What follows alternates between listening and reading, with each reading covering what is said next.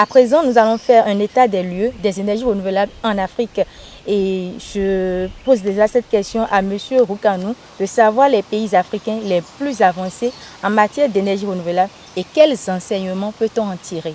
Merci beaucoup pour la question. Et j'ai commencé déjà par évoquer dans ma précédente réponse un certain nombre de pays qui reviennent dans la liste des pays qui font des avancées en Afrique, bien sûr, même s'il y en a parmi eux qui ne sont pas des exemples du tout à suivre, qui ont été de très mauvais élèves en matière donc, de lutte contre les changements climatiques, de lutte pour une justice climatique et une durabilité donc, de nos écosystèmes. J'ai cité l'Afrique du Sud. Vous savez que l'Afrique du Sud, c'est l'un des pays au monde entier où nous avons beaucoup de centrales donc, issues des énergies fossiles.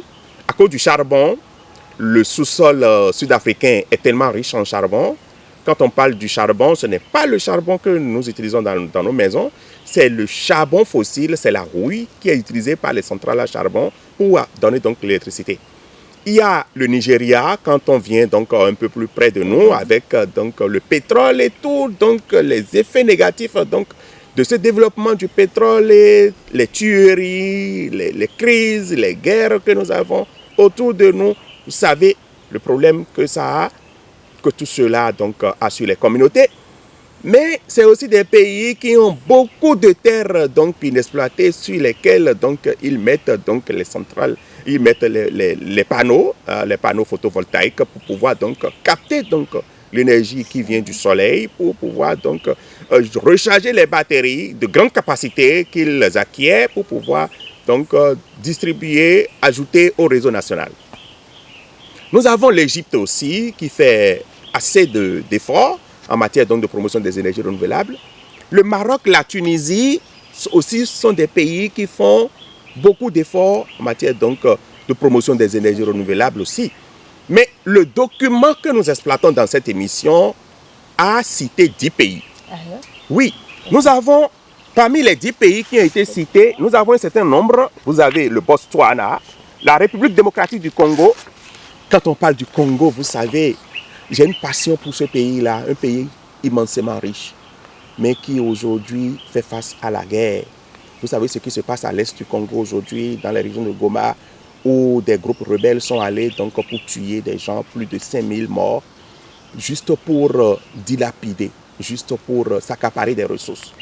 Mais dans ce pays-là, les gens, les communautés vivent sans électricité. Les gens n'ont pas accès à l'eau. Et vous savez, comme mon collègue Biola a dit tout à l'heure, l'énergie est au cœur du développement. C'est d'ailleurs l'élément, la pièce maîtresse pour un développement, c'est l'énergie. Et nous avons d'autres pays. J'ai cité l'Égypte. L'Égypte a été un cas d'école dans le document. J'ai cité le Ghana. Le Ghana, à côté de nous, vous savez, quand on prend les pays en Afrique de l'Ouest, le Ghana est un très bon exemple en matière donc, de développement des énergies renouvelables et surtout de politique en matière d'énergie renouvelable. Parce que tout part de la politique. L'ambition politique au Ghana aujourd'hui, c'est accroître donc le pourcentage en matière d'énergie renouvelable. En 2020, je me souviens, ils avaient projeté 10% d'énergie renouvelable. Et nous sommes aujourd'hui en 2025, c'est-à-dire 5 ans après, je crois que le pourcentage est assez élevé sur donc, les efforts politiques qui se font pour la promotion des énergies renouvelables. Et donc nous avons pêle-mêle la Côte d'Ivoire, le Kenya. Je ne peux pas répondre à votre question sans citer le Kenya. Tout le monde sait aujourd'hui que le Kenya, c'est presque 97% d'énergie renouvelable. Mais quelle énergie renouvelable ils utilisent? C'est l'hydroélectricité et la géothermie. C'est vrai que ça a aussi des conséquences, mais c'est quand même assez louable qu'on cite un pays comme le Kenya qui utilise plus de 90% d'énergie renouvelable dans tout le pays. C'est-à-dire que quand vous allez au Kenya, tout le pays aujourd'hui est connecté grâce à l'énergie renouvelable à plus de 90%. Et vous savez, le Bénin, mon pays, a quand même eu des projets et programmes assez intéressants. Je vais vous donner des chiffres qui vont vous étonner. Quand vous prenez le Bénin, notre pays, nous avons encore dans les milieux ruraux presque 18% de nos milieux ruraux, de nos populations en milieux ruraux qui n'ont jamais su ce qu'on appelle électricité dans leur vie. c'est les lampions, les lampadaires. Vous savez de quoi je parle? Presque 18% en milieu rural. Et dans les milieux urbains, c'est à peine 60% dans les milieux urbains aujourd'hui. Voilà les statistiques que nous avons. Alors que le Bénin a une forte potentialité en matière donc, de développement des énergies renouvelables. Quand nous parlons de l'énergie renouvelable, nous disons que c'est la solution à la crise climatique. Je vais vous montrer une photo, madame la journaliste. Allez-y. Regardez cette image-là. Voici une image de ce dont nous parlons quand on évoque la question donc, des conséquences, des effets des changements climatiques. Vous voyez sur cette image, qu'est-ce que nous constatons? Une inondation à la suite d'une forte pluie. Il y a eu donc une inondation dans un milieu habité parce que vous voyez des espaces de jeu pour les enfants. Et donc ces enfants n'ont plus accès à leur espace de jeu. Et dans ces milieux, vous voyez, c'est des bidonvilles. Et vous voyez le réseau électrique qui passe derrière, mais qui ne rentre pas dans ce milieu-là, qui ne rentre pas donc dans ces communautés-là. Et ils subissent déjà donc, la crise donc, liée au changement climatique avec ses conséquences. Et c'est des communautés qui sont également précaires en énergie et qui, en plus donc, de faire face aux conséquences des changements climatiques, doivent faire face donc, à la précarité énergétique. Et donc, face à tout cela, nous appelons à la volonté politique.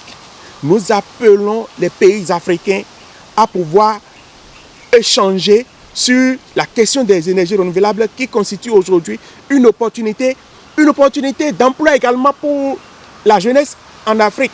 Parce que vous savez que l'Afrique est riche de quoi? L'Afrique est riche de sa jeunesse, n'est-ce pas? Parce que nous avons une jeunesse assez vaillante. Nous avons une population plus jeune. Ce n'est pas comme certains pays européens qui sont des pays vieillissants. Parce que les gens vieillissent dans ces pays. Mais en Afrique, nous avons un continent assez jeune. Mais ces jeunes n'ont pas encore un emploi et se cherchent. Alors que les énergies renouvelables constituent donc un nid d'emploi pour la jeunesse aujourd'hui. Donc les pays que j'ai cités font beaucoup d'efforts en matière donc, de technologie, en matière donc, de maintenance des énergies renouvelables. Et ça va soulager également le continent en ce qui concerne donc, cette employabilité de la jeunesse. Et l'Afrique est riche également donc, de son soleil. L'Afrique est riche également donc, des côtes que nous avons, sur lesquelles on peut installer donc, de l'énergie éolienne. L'Afrique est riche également donc, de ses sources d'eau, dans lesquelles on peut installer donc, l'hydroélectricité.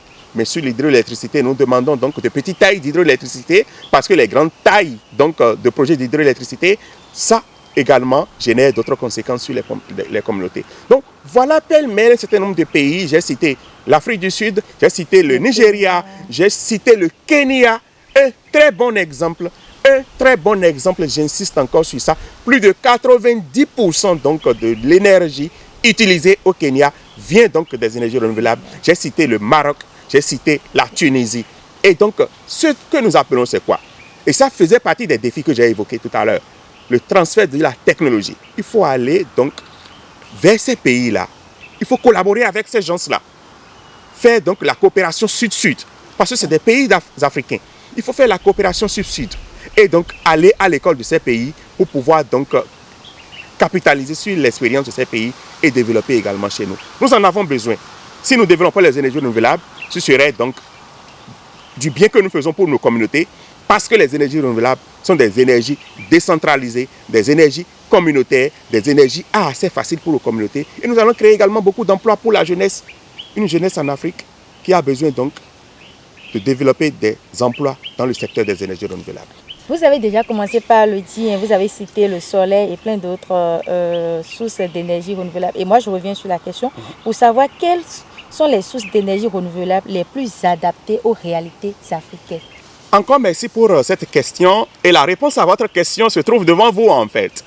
Je me suis permis de porter un habit qui montre les sources d'énergie qui sont adaptées au continent en Afrique. Vous pouvez commencer par le voir sur l'habit que j'ai porté. Nous avons une maison qui porte donc son panneau solaire. Donc cette maison est alimentée grâce à l'énergie solaire.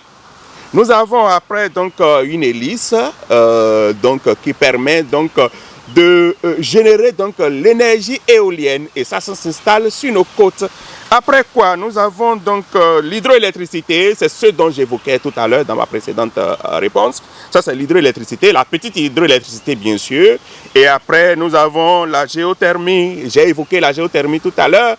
Et c'est vrai que la géothermie, ça a des conséquences. Mais dans l'ordre, qu'est-ce que nous voyons? La priorité aujourd'hui, ce qu'il faut faire, il faut développer l'énergie solaire. Il faut que chaque maison, donc, puisse avoir son panneau solaire et puisse avoir sa batterie. Vous allez me dire après, je suis sûr, vous allez revenir sur une autre question. Quelle est la vie de ces équipements-là? Après, je vais revenir sur ça.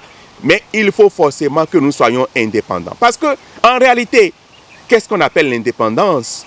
Est-ce que vous êtes indépendant lorsque le réseau national décide de vous couper l'électricité? Est-ce que vous êtes indépendant? Vous n'êtes pas indépendant. Vous êtes indépendant quand vous avez la possibilité de produire votre propre énergie, de l'utiliser quand vous voulez et donc de pouvoir également distribuer cela. Donc l'énergie solaire, nous avons aujourd'hui la potentialité en énergie solaire à cause de l'ensoleillement et des rayons solaires que le continent africain reçoit. Nous pouvons développer l'énergie solaire partout en Afrique et nous avons la possibilité sur 365 jours dans l'année d'avoir l'énergie solaire et de l'utiliser chez nous, partout en Afrique et au Bénin particulièrement. Ça, c'est le soleil, ça. Avec le photovoltaïque, l'énergie éolienne. Vous savez que l'Afrique, mon continent, il est trop riche. J'aime le dire partout où je vais. Nous avons un continent assez riche. Nous avons une côte inexploitée. Sur la côte que nous avons aujourd'hui, à cause de l'océan Atlantique, cette côte-là, nous pouvons mettre donc les hélices pour l'énergie éolienne parce que nous avons du vent qui souffle. L'énergie éolienne, c'est une énergie donc, qui est produite à base du vent que nous avons. Vous voyez, nous sommes dans un endroit où nous avons de l'air, nous avons du vent qui souffle. Et donc, nous pouvons développer l'énergie éolienne sur la côte que nous avons. Et quand nous prenons le Bénin, depuis Irakondi jusqu'à la frontière du Nigeria, le Bénin peut exploiter sa côte en mettant donc les hélices pour pouvoir tourner et générer donc de l'énergie éolienne. L'hydroélectricité, nous avons des cours d'eau et nous avons une expérience formidable entre le Bénin, le Togo, le Ghana. L'hydroélectricité qui nous vient du Ghana, mais comme je l'ai dit, c'est une source d'énergie renouvelable qui a encore quelques conséquences. C'est pour cela que nous faisons la promotion de l'hydroélectricité, mais en petite échelle. Donc, voilà un peu les 3 formes d'énergie renouvelable aujourd'hui. Nous insistons, mais nous mettons beaucoup plus l'accent sur le solaire et l'éolienne. Et qu'en est-il du biogaz? C'est une très belle question aussi que vous posez. Le biogaz, c'est une forme d'énergie renouvelable aujourd'hui aussi. Et grâce au biogaz, aujourd'hui, d'ailleurs, vous apportez une solution à beaucoup de problèmes ensemble. En produisant donc votre gaz chez vous, à la maison, issu de vos déchets, déjà vous faites de la gestion durable de vos déchets et de vos propres déchets, vous arrivez à produire donc du gaz. Et ce gaz, vous l'utilisez dans la cuisson, vous l'utilisez pour l'éclairage. Vous voyez un peu les avantages du biogaz. Et donc le biogaz aujourd'hui, c'est une forme d'énergie qu'il faut promouvoir. Il faut promouvoir, beaucoup n'ont pas compris. Beaucoup pensent que les odeurs qui se dégagent donc du digestat, des biodigesteurs qu'ils installent, sont des odeurs nauséabondes. Et donc il faut jeter les déchets un peu partout. Non, en réalité vos déchets sont de l'or. Et à partir du biogaz aujourd'hui, avec votre installation chez vous, vous avez donc du gaz, vous l'utilisez à la cuisine, vous l'utilisez pour l'éclairage et vous l'utilisez même pour servir les voisins qui sont autour de vous. Et c'est un système même qui permet à vos voisins, lorsque vous avez un biodigesteur de grande capacité, vos voisins peuvent également apporter leurs déchets, vous faites le tri, vous séparez ce qu'il faut séparer parce que tout ne va pas dans le biodigesteur bien sûr et vous produisez donc du gaz que vous utilisez. C'est une très belle forme d'énergie renouvelable aujourd'hui qu'il faut promouvoir, il faut appeler donc également donc les décideurs à pouvoir investir donc dans le développement du biogaz, du solaire également, de l'éolien. Ça c'est fondamental.